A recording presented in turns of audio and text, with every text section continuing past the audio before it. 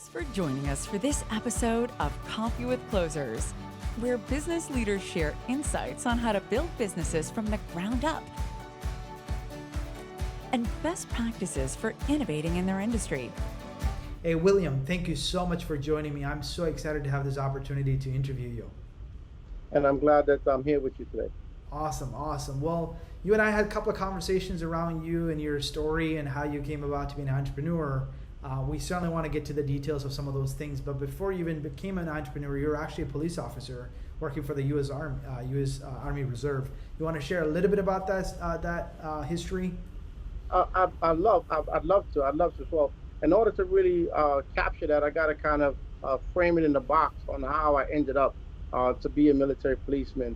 I was born and bred into a neighborhood in which one out of every two men of color do not graduate high school. Most of them are incarcerated, and that's where I came from. I was lucky and blessed that when many people took a right, I took a left. I was put in trouble, and I was given a decision to do and change my life, and I changed my life. One of the things I did was join the Army. I joined the Army at a very young age. As a matter of fact, I had to be signed in by my mother at the age that I joined the Army. This was February 25th, 1991. I served in as a reservist. As a reservist, I got activated twice, once to go to Panama to help build schools or to support the engineers that were building schools, and once in Bosnia, we went there during the first free election after the Civil War. Awesome. So essentially you took that, like you said, the right turn, essentially brought you to becoming an Army Reserve police officer. And then after that, I guess you went to a civilian life and started getting into an entrepreneurial journey, right? So you want to share how that transition actually took place? Yes, it's funny is that, once I was 5 or 6 years in the Army, and I was in my adult life, I had a choice on did I want to go military outside, because the transition from military police to the police department, Nassau, Suffolk Police Department, or in levels of correction was very easy. But at the time, I was already 5 or 6 years in telecommunications, so I decided to continue with that. So in school, I stayed in economics. At my job, I stayed in telecommunication, and my military career unfortunately ended after 9 years. Understood. So obviously when you got to the civilian lifestyle, you ended up working for somebody. That's essentially what led you to starting your own business. So you want to share a little bit about how that entrepreneurial journey started? Yes, and thank you for asking that question. So basically, I worked for a guy for 8 years, and in that 8 years' time, we started off, it was a two-person shop, me and him. We came into the office in the morning, we would listen to the voicemail or recording that he had. We would decide what work we were going to do that day. We would close the shop, we would both go out and do work, and then we would come back. Mm-hmm. I brought him from that point. We added on a couple of more techs. So I moved from a tradesperson to lead, and we kept building. So I was with him for about 8 years. We went from that two-person shop to a 15-person shop, right? And all of the challenges along the way. Finally, at the end of it all, he started to have a lackluster attitude towards the technicians and the customers. And that really ultimately drove me to leave, because if we have unhappy people outside, we have unhappy people inside. It was a very hostile work environment. Understood. Which led me to start ESC Cabling, which has been in business for over 17 years, that you became a founder of that. So talk to us a little bit about why you decided to start your own company, and then how was that different from the prior business that you were a part of? So while I was there, being a tradesman, when I came into the business, even when I was on the other side, outside of before I came in, I noticed that there weren't a lot of people of color or a lot of minorities in our trade.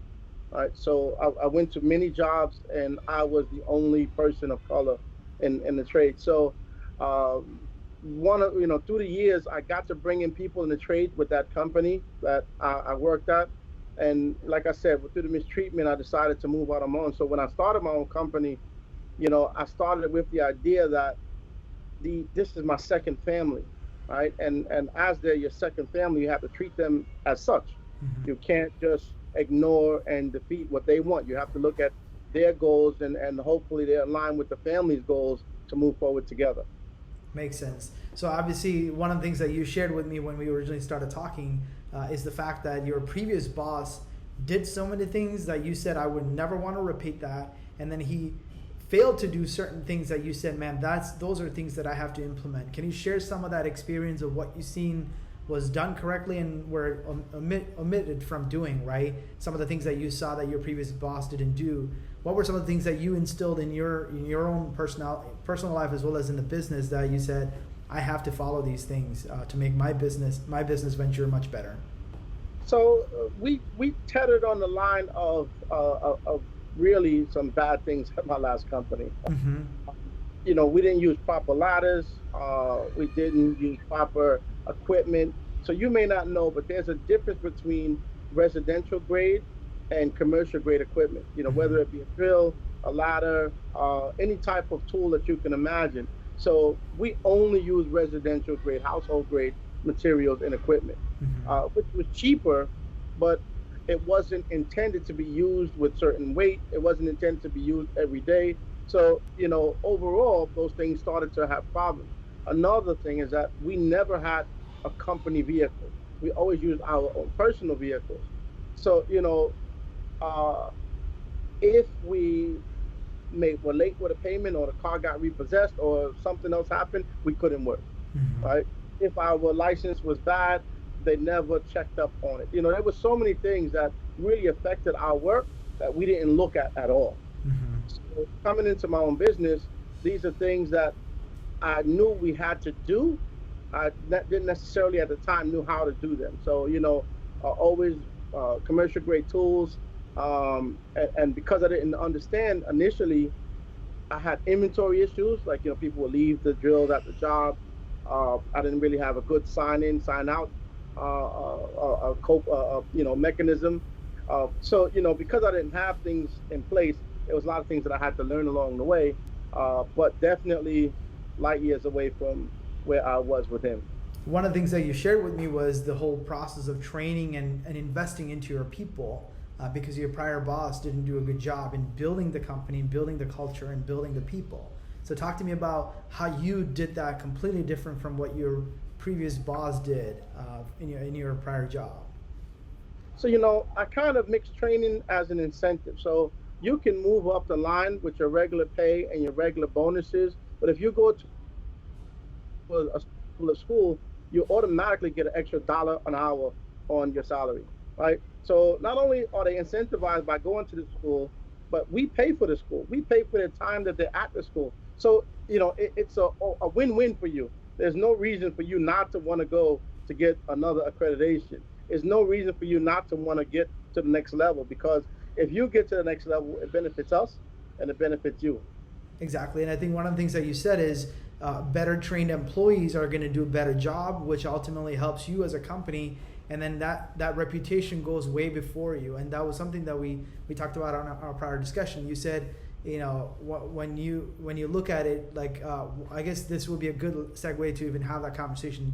One of the things you said is when you started your business almost in your mid 20s, now almost 17 years later, you said as a man of color, it was much harder for you to win the job. You had to do double the amount of work to prove that you can actually do the job and that you are credible. So talk to me about that story of how you had to overcome some of those obstacles. Sorry about cutting you off. As a matter of fact, it was very challenging. In the beginning, all of our work came from referrals. We could not get any work based off of marketing on our own.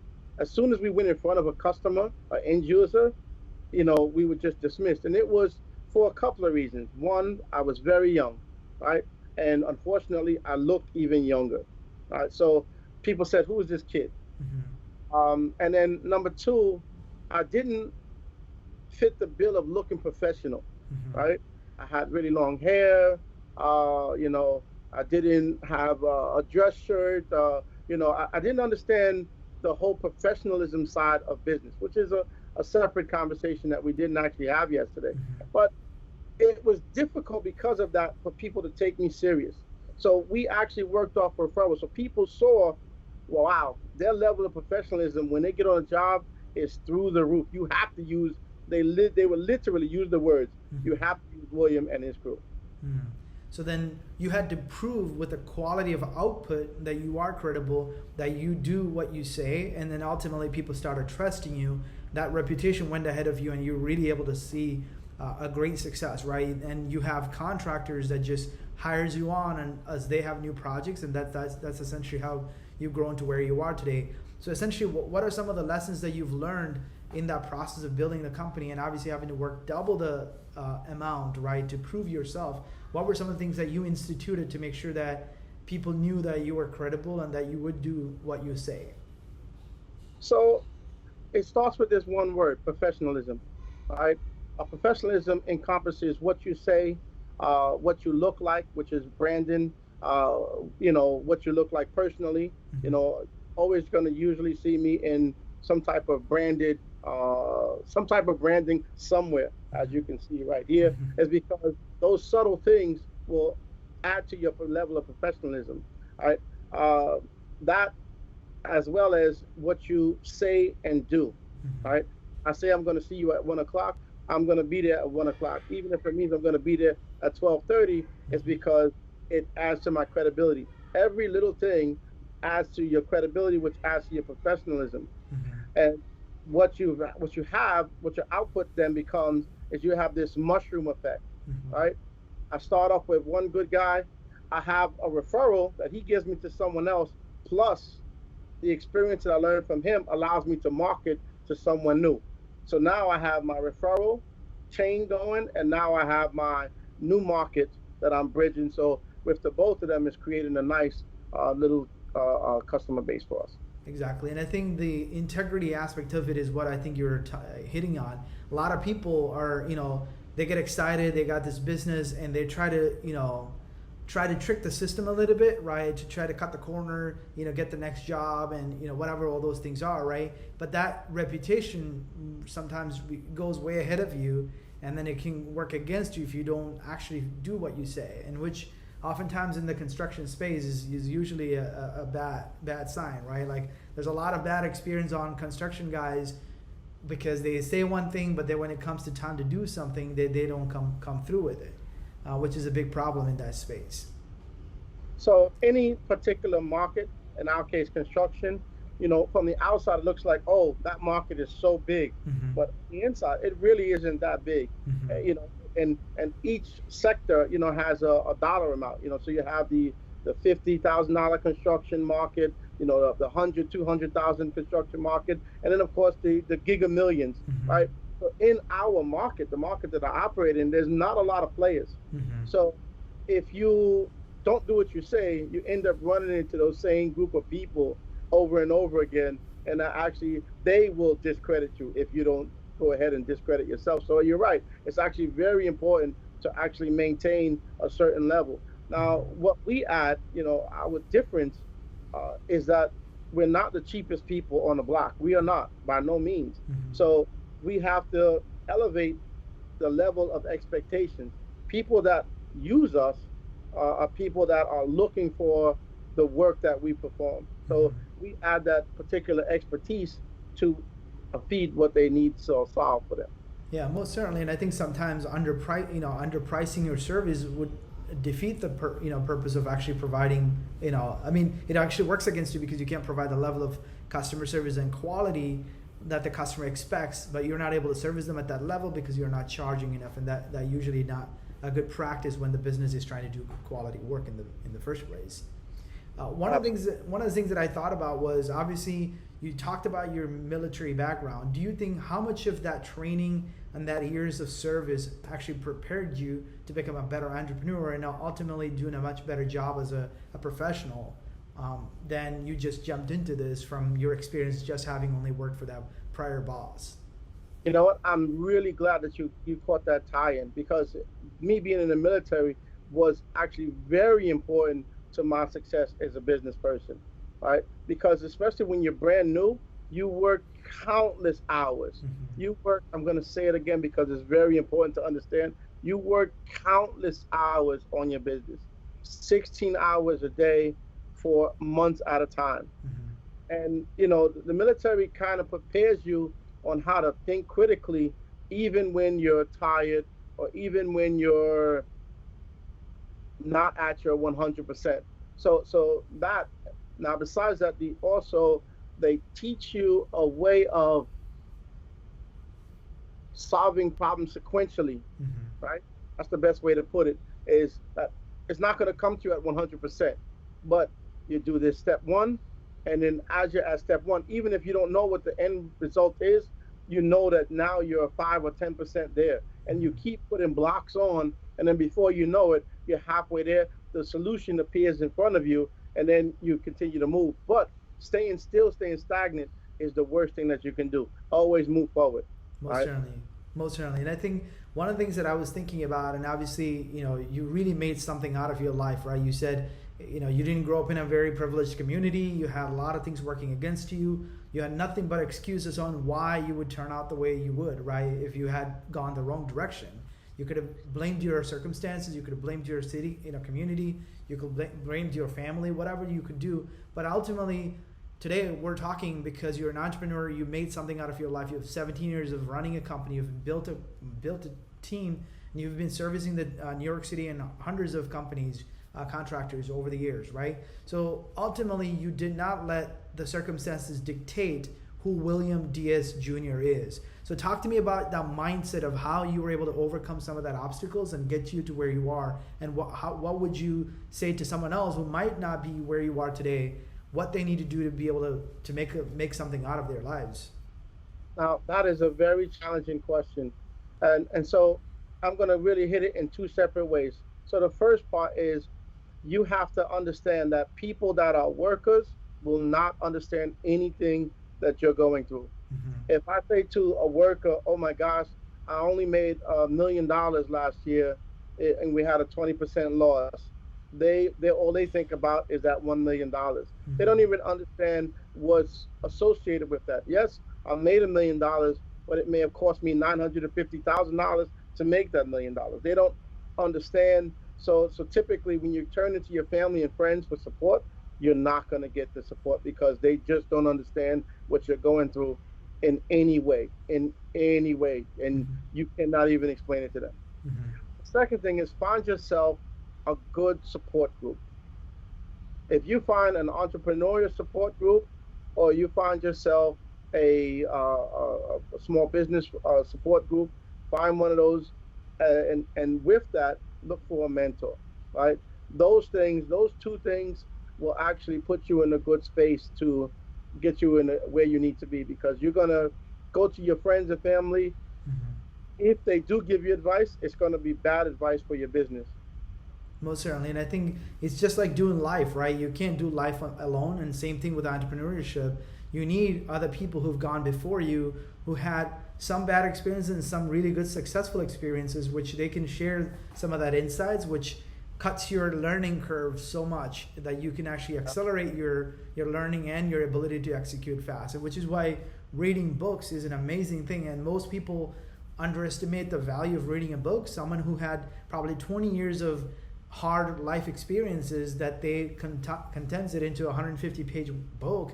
But when you read it or listen to it on Audible or whatever the case might be, you're taking all that knowledge, and you're actually getting some competitive advantage because you're getting that insight, which is essentially what you get from having a support structure or some sort of a coach or a consultant that you can work with.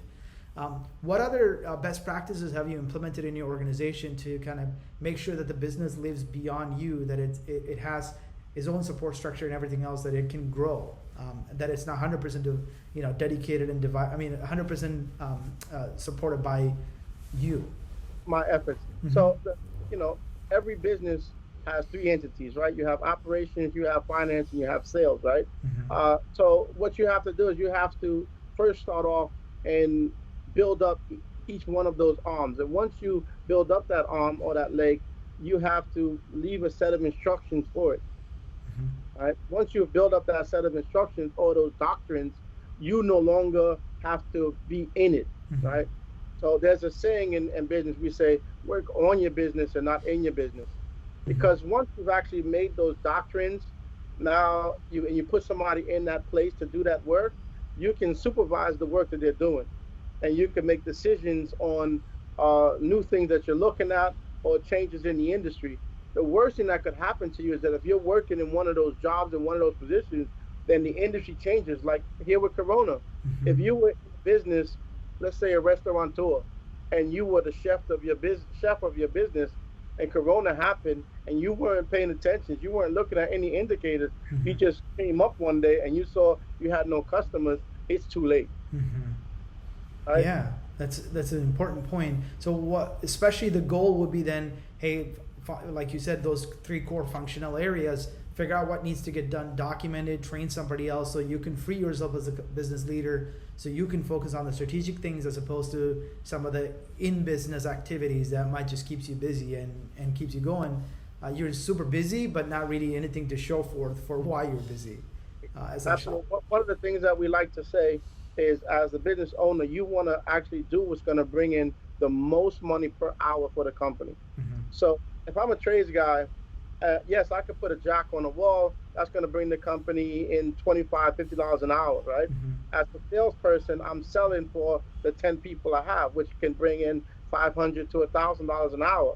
But Hmm. now, if I'm a CEO and doing strategic things, I'm actually doing something that's going to bring in everything that the company makes, right? Hmm. Everything combined, sales staff, everything. So, you have to look at it from the bigger picture. Where do you want to be? What do you want to bring into the company? Do you want to Hmm. bring in that $50 an hour? If so, then go be a worker somewhere. Mhm. Exactly, and I think that that's a great point that you bring. You have to start valuing your time and how much is your time worth, and is it worth doing some of the mundane tasks that can be either outsourced or delegated to somebody else who can actually do that job just as well as you do, so you can focus on those strategic items. What are some of the things that you're doing personally in your business to make sure that you are focused on the strategic items and that you're not getting inundated with some of those tactical items that might take away time from you? That's a very good question. Week over week, if I spend more than 4 hours on an item that's actually a task for the business, I Mm-hmm. look to see how that can be reallocated, Mm-hmm. right? Because if you're spending 40 hours or more in operations, especially during the day hours, that really limits what you're doing strategically. I Mm-hmm. try to spend about 10 hours per week as a supervisor on each leg of the business. And then I try to spend another 20 hours a week on strategic planning. So that is what customers I want to look at, which customers are we retaining, what are relationships with our vendors, just the strategic landscape overall. Makes sense. So, in terms of what you just described, so as being a supervisor, you probably go into the accounting department. You want to look at all the things for about 10 hours that week just to see how is our finance, are we collecting, do we have collection issues, think about those things. And then your 10 hours of the strategic work, you take those learnings from that being the supervisor role in those departments and essentially see what can I strategically do that will solve my, let's just say, for example, a collection problem or something like that, if I'm hearing you correctly.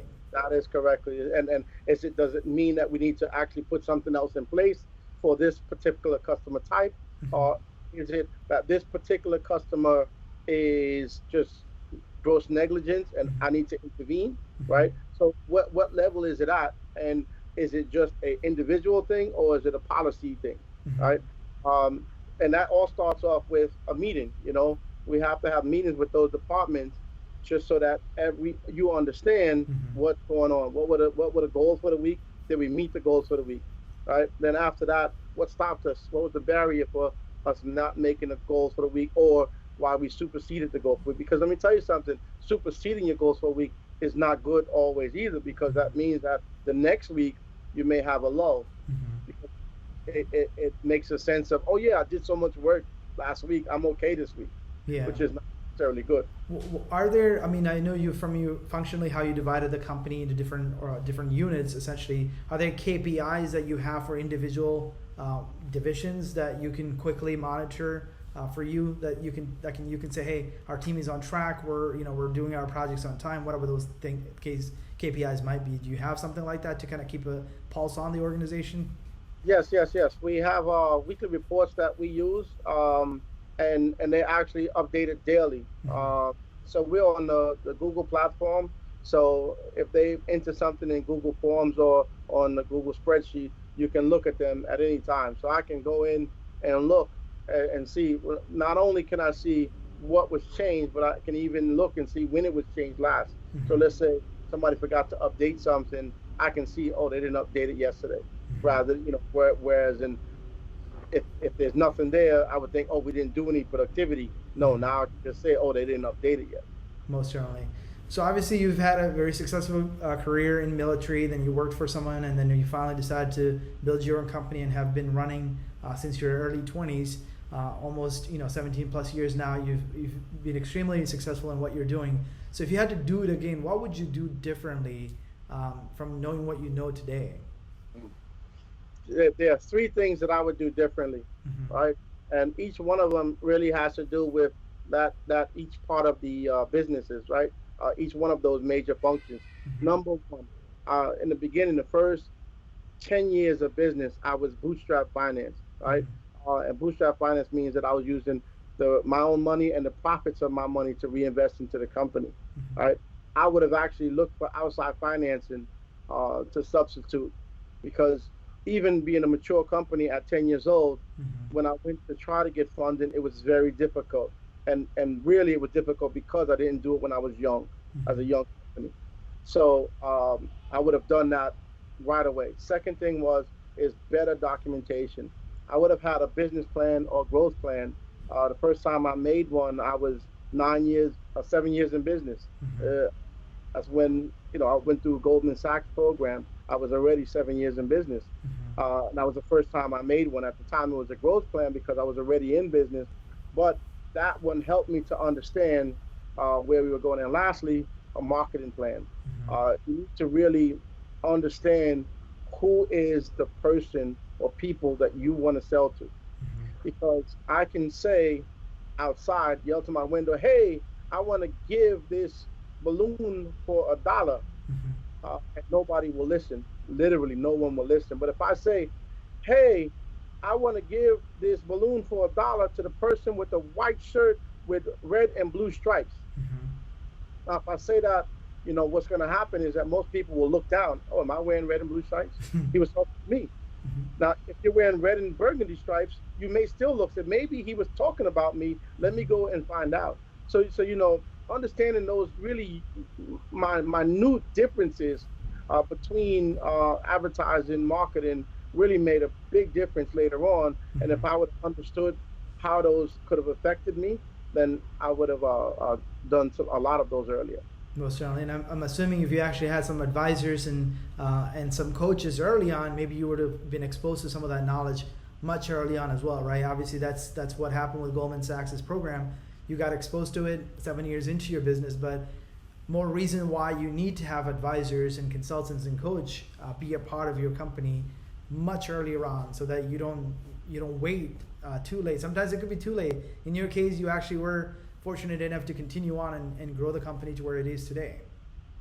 Yeah, you know what, you're right, and I discounted that, but yes, you need coaches to help you write those things. Definitely. I guess I thought it was assumed, but yes, you definitely need people, because you're gonna write your first profit profit that you think you're gonna make. How do you write it? You don't even know. You don't even know what your costs are. So you definitely need somebody to help explain those things to you, what your break-even numbers are, what your actual costs are going to be, and then what profit you want to look, and what your profit margin is going to be set up from that. You're going to need to know all of that. Makes sense. And you need to know when you scale up, those numbers change again. Because if you're operating at one shop with one vehicle, you only need 3 technicians making this much.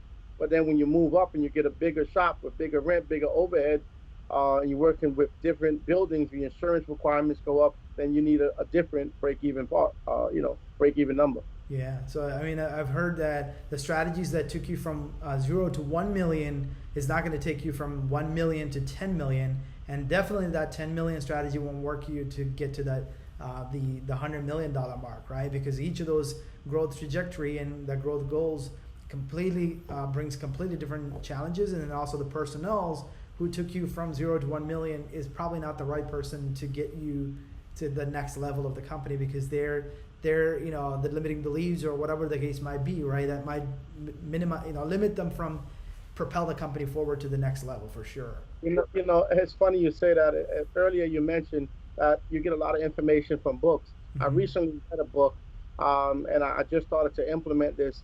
And what this owner did is that when he hires people, he gives them the lowest position name they could in that field. Because as he grew, what he did is he hired people on top of them. So he didn't hire somebody and give them the name bookkeeper and then hire a controller later on, right? He gave them the title accounts payable, accounts receivable clerk, and then later on hired a bookkeeper.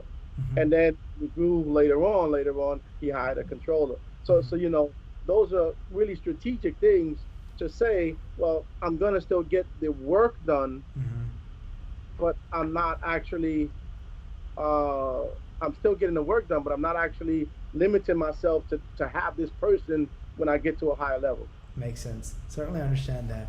So obviously I can talk to you for hours, and there's a lot of wisdom and knowledge in your experience and from what you've acquired over the years, and also just being around smart people, right, that are coaching you and counseling you. So what advice do you have for a young entrepreneur who's trying to get started, who has this passion of getting somewhere in life and building a company and doing something with their life? What advice do you have for someone like that? Yeah. So the biggest advice I think that I have is write it down, right? Write down what your thoughts are, even if it's a passion. Write it down, because once you write it down, you can see how full or not full the thought is. Then go ahead and get yourself a coach, a neighbor, a friend to look at what you wrote down.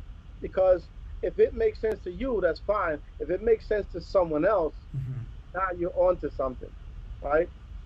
Once you write more and more and more, then you end up with what we call a business plan. Then you could take that business plan somewhere to get funded, investor, bank, and then you can launch your dream. It's kind of similar to what the Think and Grow Rich book talks about, Andrew Carnegie. I guess in that book, it's the same concept. I mean, before you can actually execute it, you have to think about it. Once you think about it, you visualize it. Once you visualize it, you start dreaming, right, that whole concept. And then before you know, you're executing on it, and ultimately it becomes a reality in the future. So that was the kind of the premise of that book. But essentially, that's what I think you're basically alluding to. Yes. You know, you have to turn it into a concrete idea, write it down, and then seek advice, seek wisdom from others who might have some experience in that arena. Then figure out how do you fund that idea, and then ultimately take it to the market, and then see if customers would buy it. Essentially, yeah, it's a great advice. Well, I'm super glad, William, that we got this opportunity to connect, and I'm so glad that you shared some of your wisdom and knowledge from building your company. I look forward to staying in touch and wish you all the best in the days to come. Thank you so much. It was a pleasure talking to you as well. Awesome. This episode of Coffee with Closers is brought to you by One IMS, a leading digital marketing agency helping businesses win new customers. To request a free marketing ROI audit, please visit oneims.com. If you enjoyed this video, please share it. To make sure you never miss an episode, please subscribe.